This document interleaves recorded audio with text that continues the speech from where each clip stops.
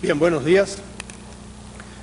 Primero, una breve introducción sentimental, diríamos. Yo, según mis cálculos, he hablado algo más de 3000 veces, que creen que es una exageración, una realidad, algo más de 3000 veces en público. Sin embargo, pocas veces he hablado con tanto gusto y hasta con tanta emoción como lo hago hoy. ¿Y por qué? Pues porque primero voy a hablar de un tema que me gusta, por estar aquí precisamente celebrando los 20 años de aquella gran reunión que tuvimos, por estarle hablando en México, que es un país que yo amo entrañablemente, y del que siempre lo digo yo, de México, del pueblo mexicano, se puede decir lo que se dice en la primera epopeya en lengua castellana, el mío Cid, lo que se dice del mío Cid: Dios, qué buen batallo, qué buen vasallo si hubiera buen señor. Dios, qué gran pueblo si estuviera regido por buenos gobernantes.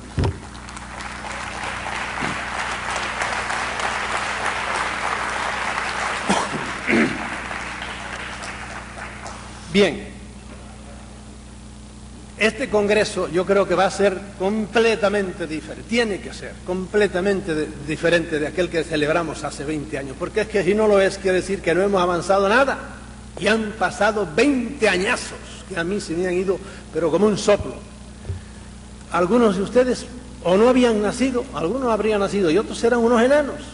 Y han pasado 20 años y aquí estamos todavía. Por lo tanto, esto tiene que ser completamente diferente. ¿Por qué tiene que ser completamente diferente? Pues porque han pasado muchísimas cosas desde entonces. Y cuando uno trabaja 20 años o estudia 20 años algo, y realmente en esos 20 años no ha avanzado, porque decir que es un lerdo, un sonso. A mí me da pena ver que hay todavía investigadores ovnílogos, yo no digo ufólogos porque no soy pitiyanqui, no, aquí decimos ovni y por lo tanto tiene que ser ovnílogo y ovnilogía y no ufología. Hay gente que está acomplejada, que hay que decir siempre como lo digan los de arriba. No me da la gana. Bien, a mí me da pena ver investigadores que corren todavía a las televisiones para discutir con otros si el fenómeno es real o no es real. Pero señor, a mí eso no me importa nada, el fenómeno ya, en 20 años usted no sabe qué era, no pierda usted tiempo. Hay investigadores que todavía están queriendo traer pruebas. No traiga pruebas, eso está probado ya. Vaya, avance un poquito más de eso. No, si aplauden, voy a decir tantas cosas buenas que van a estar aplaudiendo todo el tiempo. Por lo tanto, mejor que no. Bien, yo, por lo tanto, no voy a contarles casos que muchas veces a todos nos gustan los casos, ¿verdad? Y los casos están en la base de todo esto. Pero hay tantos casos hoy día. La casuística es tan enorme que se nos cae encima ya. El problema es ver qué hacemos con tantos casos. ¿A dónde nos llevan esos casos? Porque los que todavía siguen buscando pruebas y más casos es como un médico al cual lo fue a ver un paciente y le dice el médico: vamos a ver, dígame usted cuáles son los síntomas. Usted duerme bien, usted hace bien la digestión, a usted le duelen los callos, usted tiene algún dolor por aquí arriba, a usted le duele la cabeza, y está una hora preguntando. Y claro, al cabo de una hora el paciente lo que tiene que decir es: señor médico, dígame usted qué es lo que tengo y dígame qué remedio voy a tomar, porque ya le he dicho 800 síntomas. Hay gente que todavía sigue, no sé, como queriendo convencerse de que la cosa es real. Señores, es realísima. El problema es qué rayos hay detrás de todo eso. ¿A dónde nos llevan? ¿Quiénes son? ¿Qué quieren? ¿Qué tenemos que hacer? Bien, de modo que si tengo tiempo yo les contaré cuál ha sido el caso en estos 30 años que yo hace que ando un poco en esto. ¿Cuál es el caso más negativo, diríamos, y cuál es el caso más positivo? Si tengo tiempo, que dudo que lo tenga. ¿De qué les voy a hablar yo ahora? Bueno, un poco todavía en comparación con hace 20 años y hoy. Hace 20 años, por ejemplo, pues apenas si habíamos comenzado, había 1000 cosas que no sabíamos entonces, ¿verdad? Andábamos eso, pues corriendo detrás de los casos todavía. Recuerdo que apareció por aquí, que no era en este salón, fue en otro salón que está del otro lado, donde celebramos las reuniones, y apareció un pobre campesino que estaba arando.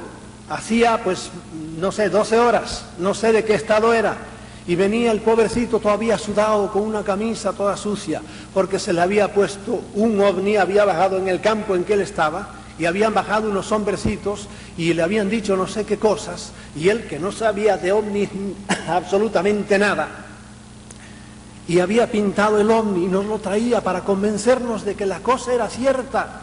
Y yo me acuerdo que le dije al organizador, mira, no dejes que el hombre hable, porque a la gente lo que le gusta es ver a los contactados que cuenten casos. Estábamos todavía en esa etapa. Hoy día hay ya demasiados contactados. Entonces, por ejemplo, no sabíamos casi nada sobre lo que hoy se llama los implantes. Casi no se hablaba de abducciones. Había unos cuantos famosos, pero no se conocía mucho. Hoy día conocemos todo lo que se puede conocer sobre las abducciones.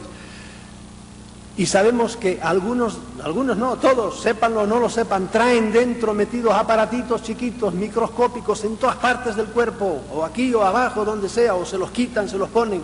A veces saben ellos, a veces no lo saben.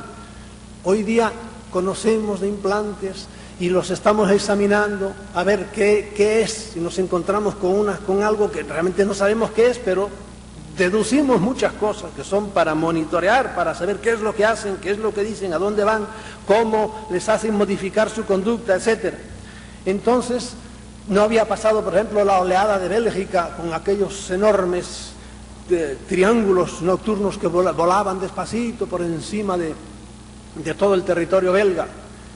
Y claro, ahí están, figuras, está Inglaterra al lado y Holanda, y entonces los aviones, y ahí entonces el ejército trató de estudiar eso a fondo, y salían a despegar los aviones, a perseguirlos, y se reían como han hecho siempre.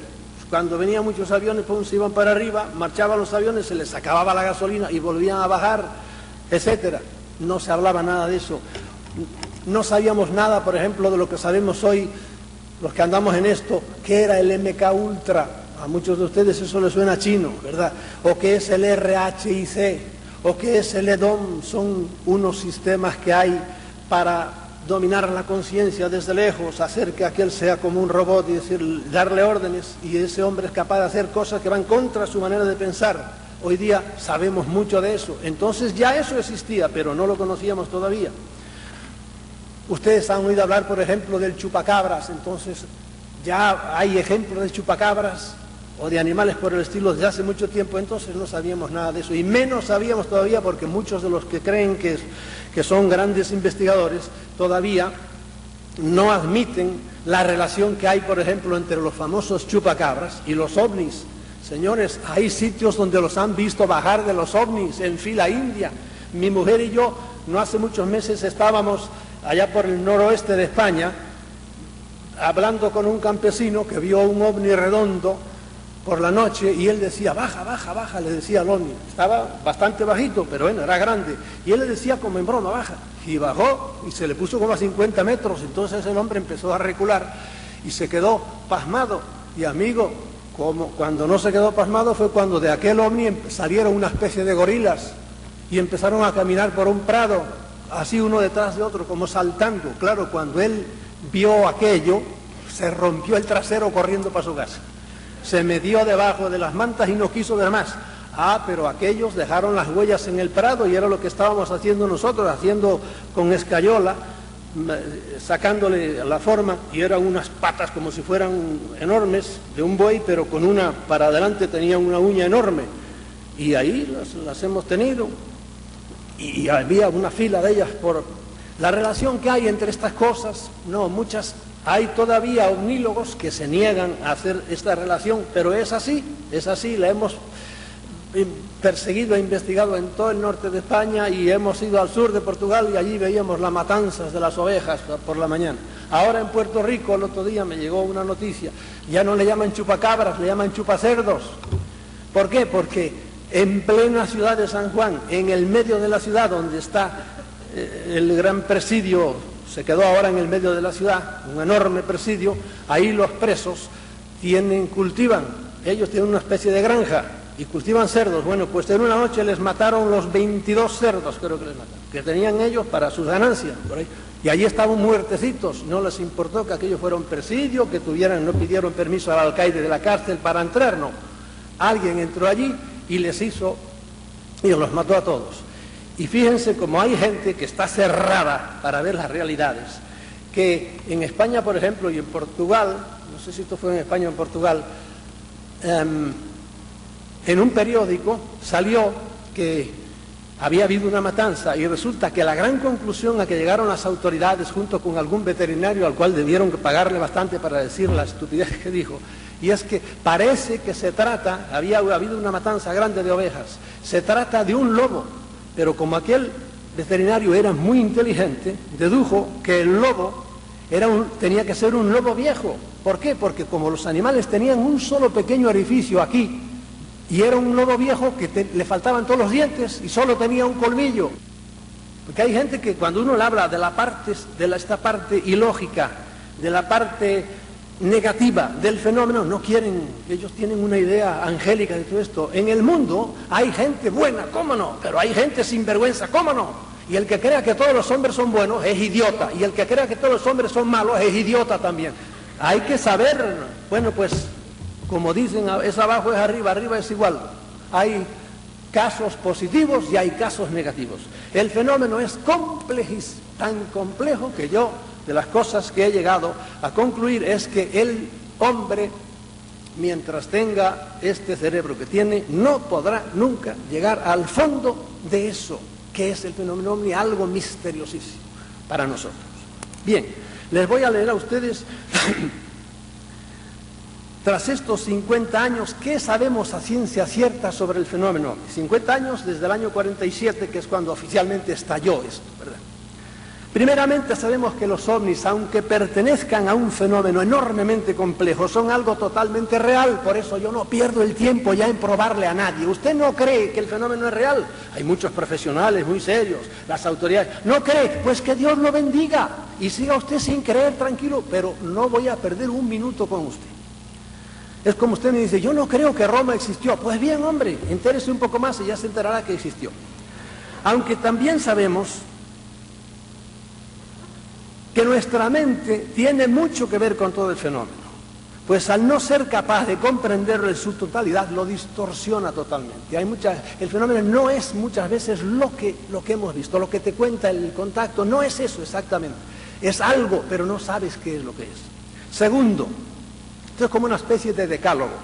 Segundo, sabemos que el plano de la realidad de los ovnis difiere en bastantes aspectos de nuestra realidad tridimensional, siendo esta la causa de que a nuestra mente no le sea posible comprender a fondo el fenómeno. Ustedes traten de explicarle a un perro que la tabla de multiplicar, enséñenle la tabla, pero con amor, ¿verdad? Y ya verán como el perro al cabo de un mes se sabe que 7 por 7 son 49. Es inútil. Un perro, mientras sea perro, nunca podrá saber la tabla de multiplicar.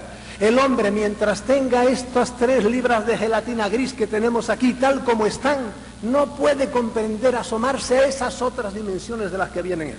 ¿Entiendes? De modo que eso hay que quedar tranquilo, y por eso, igual que la gente que se desespera por el más allá, por la vida futura, en este tipo de sectas religiosas, yo le digo, tranquilícese, hombre, eso no hay nadie que pueda pegar ese salto. Cuando usted se muera, automáticamente usted trascenderá. ¿Qué hay detrás de allá? Pues veremos.